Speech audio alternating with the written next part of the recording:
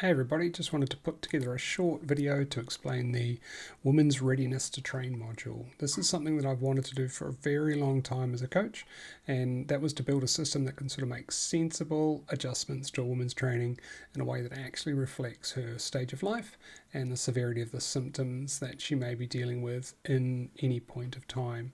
So after a lot of research, a lot of thought, and a few decades of coaching experience, I've been able to build that into the new Team SQUADRUN platform. So from your athlete profile, what we can do is we can select our stage of life, either normally menstruating, perimenopausal, menopausal, postmenopausal. You can opt in or opt out, that's entirely up to you. And from here, the system will give you 5 simple metrics to score based on your the stage of life that you've selected. So if we now go to my program, there's plenty of things that we could potentially track, but I wanted to keep this sort of practical and useful. So I've focused on just sort of the 5 metrics that are relevant to each stage of life. And they'll most likely affect how well your training can be absorbed. If you want to know more, each metric is explained in the help function. You can just click on here and it will give you all the information and any relevant research linked to that and why we measure it, and how it will influence your training in each week. It's also important to understand that it's not a simple linear scoring system where every answer counts the same. Some metrics matter more than others, and some combinations of symptoms can compound each other in meaningful ways. So the system is looking not just at your total score, but like at a pattern of your responses and what that is likely to mean to your readiness to train.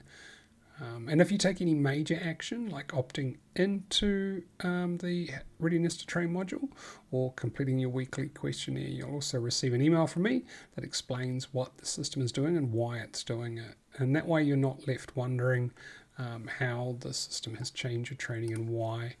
So just an explanation there on how the matrix works different from a combination of just the simple metrics scoring. So we'll just make some changes here. We'll see how it's going to adjust my training.